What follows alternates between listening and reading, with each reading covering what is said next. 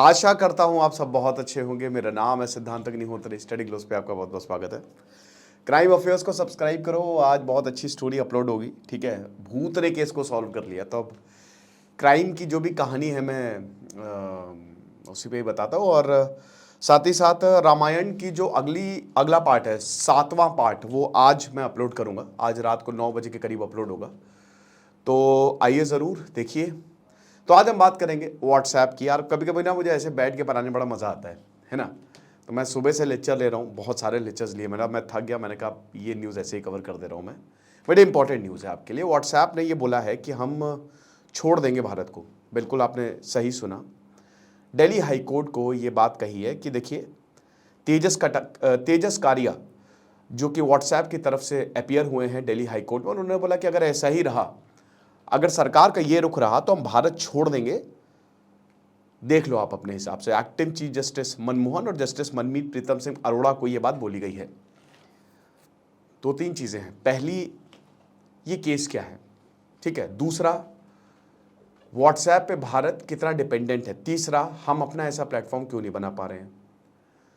तो सबसे पहले पहली चीज को ही हम देख लेते हैं, ठीक है ना। हाई कोर्ट व्हाट्सएप और उसकी जो पेरेंट कंपनी है मेटा, ठीक है, आपको पता है ना, व्हाट्सएप 5-6 लोगों ने बस शुरू की थी। व्हाट्सएप बहुत ही कम लोगों का स्टाफ था। फेसबुक ने करोड़ों रुपए की खरीदी। अभी तक सबसे बेस्ट डील, हर व्हाट्सएप के मेंबर को एक लैम्बोर्गिनी, आप ये समझिए। फेसबुक ने खरीद लिया व्हाट्सएप को। तो यहां पे सरकार 25 फरवरी 2021 को एक रूल लेके आई थी, इंटरमीडिएट गाइडलाइंस और digital media ethics rule. Digital media की कोई रेगुलेशन तो है नहीं, तो अब उसको कौन देखेगा, किस तरीके से उसको रेगुलेट किया जाएगा। सरकार ने इस बातों में, मतलब इस एक्ट में बोला, और उसमें काफ़ी ऐसी चीज़ें भी थी जो कंट्रोवर्शियल रही, ठीक है ना। तो यहाँ पे व्हाट्सएप को बोला कि आप अपनी मैसेजेस को ट्रेस करिए। आप जो ऐप है ना, इसको ट्रेस करिए। एक्चुअली क्या है कि basically it's the WhatsApp versus centre.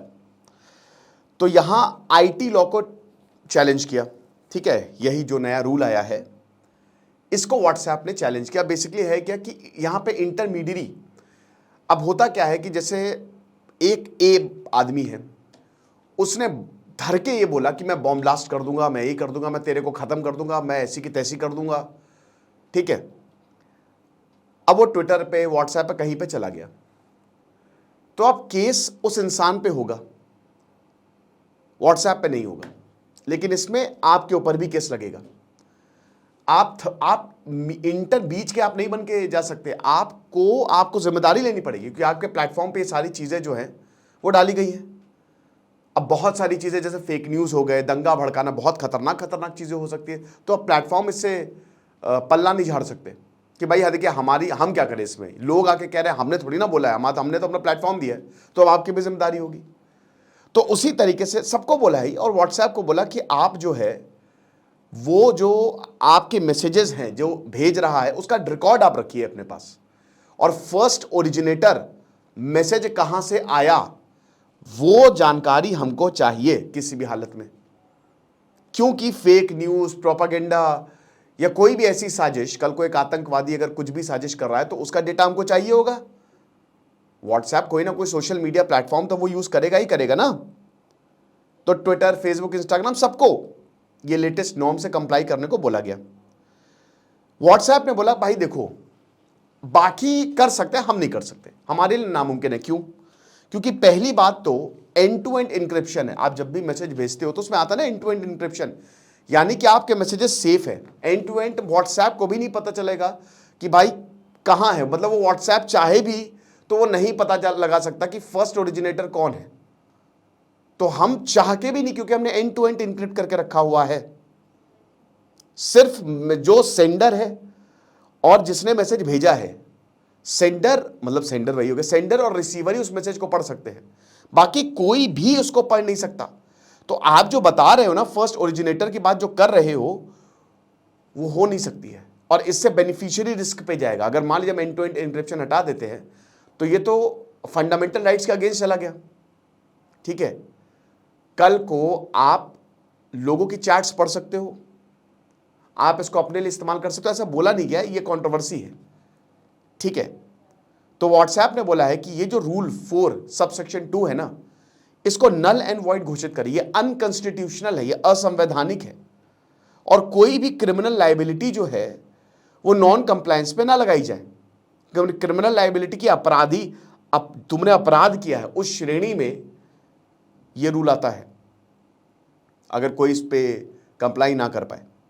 ठीक है, तो जो ट्रेसेबिलिटी है दैट इज अनकॉन्स्टिट्यूशनल। अब सरकार का क्या कहना है? सरकार कह रही कि फेक न्यूज, हेट स्पीच, ये सारी चीजें जरूरी है, इसको कर्ब करना जरूरी है। सोशल मीडिया प्लेटफॉर्म की जिम्मेदारी है ऑनलाइन सेफ्टी की। और सेंटर ने बोला है कि भाई देखिए, लॉ जो है वो लोगों को एम्पावर करता है और ऐसे इलीगल कंटेंट को हम सर्कुलेट होने नहीं देंगे। तो जो section 87 of the IT act है, ये हमको ताकत देता है कि हम इस तरीके के रूल जो है वो बना सकें। और जो फर्स्ट ओरिजिनेटर है, जो हम बोल रहे हैं कि आप डेटा रखिए कहाँ से मैसेज आया, तो ये देश के हित में है ना। और सेंटर ने ये भी बोला कि देखिए, अगर जो प्लेटफॉर्म है अगर वो ओरिजिनेटर को ट्रेस नहीं कर सकता तो आपको इस तरीके का मैकेनिज्म बनाना पड़ेगा कि आप ट्रेस करें। ये हमारी प्रॉब्लम नहीं है कि आप ट्रेस नहीं कर सकते, आपने क्या टेक्नोलॉजी बनाई है, ये आपकी प्रॉब्लम है। अब व्हाट्सएप कहता है कि किसी ने, कोई भी ऐसा देश नहीं है जिसने इस तरीके के लॉ को इंप्लीमेंट किया है। सितंबर 2023 में ये यूके में भी सवाल उठा था, तो यूके सरकार ने भी बोला था कि इस तरीके की कंट्रोवर्शियल पावर्स हम नहीं यूज करेंगे। ठीक है, हाईकोर्ट ने क्या कहा है? हाईकोर्ट ने, देखिए, वो इसमें सुनवाई जो है वो चल रही है। अब हाईकोर्ट जो है इसने बोला है कि हम 14 अगस्त को हियरिंग करेंगे। प्राइवेसी राइट्स एब्सोल्यूट नहीं है। तो हाईकोर्ट ने कहीं ना कहीं एक, हालांकि सुप्रीम कोर्ट में भी मामला जाएगा अगर व्हाट्सएप के खिलाफ गया, तो कहीं ना कहीं हाईकोर्ट ने ये बात बोल दी है कि देखिए, प्राइवेसी एब्सोल्यूट नहीं है, यानी कि अगर मुश्किल समय आया तो प्राइवेसी भी कॉम्प्रोमाइज़ हो सकती है। क्योंकि यहाँ पे बोला गया कि article 21 right to privacy, life and liberty, personal, तो व्हाट्सएप ने बोला कि इसका हनन है, राइट। दूसरा पॉइंट ये है, ये तो हमने बात कर ली कि न्यूज़ ये है। अब बात कि देखिए, भारत बहुत बड़ा मार्केट है व्हाट्सएप के लिए, ठीक है, और हम बहुत ज़्यादा डिपेंडेंट भी है व्हाट्सएप पे। अब देखिए, चाइना जैसे है, चाइना को फ़र्क ही नहीं पड़ता है, चाइना ने अपना बनाया हुआ है, वीचैट हो गया और बाइडू हो गया, उसके अपने चलते हैं। ठीक है, चाइना में व्हाट्सएप नहीं चलता, ये बहुत अच्छी बात है, वो अमेरिका पे डिपेंडेंट नहीं है। अब जैसे गूगल, देखिए, हम गूगल पे डिपेंडेंट है, अब उसने मेरी ऐप उड़ा दी, स्टडी क्लोज की ऐप उड़ गई है, क्योंकि उनकी पॉलिसी हम नहीं मान रहे हैं। तो अब ये तो मोनोपोली है, यही तो बोला कि डिजिटल ईस्ट इंडिया कंपनी है। कल को गूगल सर्च पे जो है, आपको वैसे बता दूं कि कल हमारी वेबसाइट लॉन्च हो रही है, तो परेशान मत होइए, आप आराम से कोर्स जो है वो अवेल कर सकते हैं। तो वही है कि अब दिक्कत तो बड़ी ज़्यादा है, तो आप ये समझिए कि हमको इस पर डिपेंडेंसी कम करनी पड़ेगी। अगर आप बहुत ज़्यादा डिपेंडेंट रहेंगे तो यही हालत होगी, ये चीज़ है। दूसरा पॉइंट ये कि भारत को इस तरीके का प्लेटफॉर्म नहीं, अब मैं देखिए बिल की बात नहीं कर रहा, ठीक है, मेरे हिसाब से प्राइवेसी एब्सोल्यूट नहीं है, बट इस कंटेक्स्ट में सरकार इसका दुरुपयोग कर सकती है। ठीक है, तो मैं यही बोलूँगा कि भाई एक बैलेंस होना चाहिए, सरकार को बहुत ही ज़्यादा सख्त नहीं होना चाहिए, क्योंकि व्हाट्सएप से आजकल बहुत कुछ चलता है, व्हाट्सएप सब कुछ चला रहा है, और व्हाट्सएप पे ऑफिसेज चल रहे हैं, ग्रुप बने हुए हैं, तो अगर वो देश छोड़ के गया तो बहुत ज़्यादा नुकसान होगा, क्योंकि हम उस पर डिपेंडेंट हैं। तो भारत आसानी से इस तरीके के प्लेटफॉर्म को बना सकता है, लेकिन प्रॉब्लम है कि अब हमारी पड़ गई है आदत।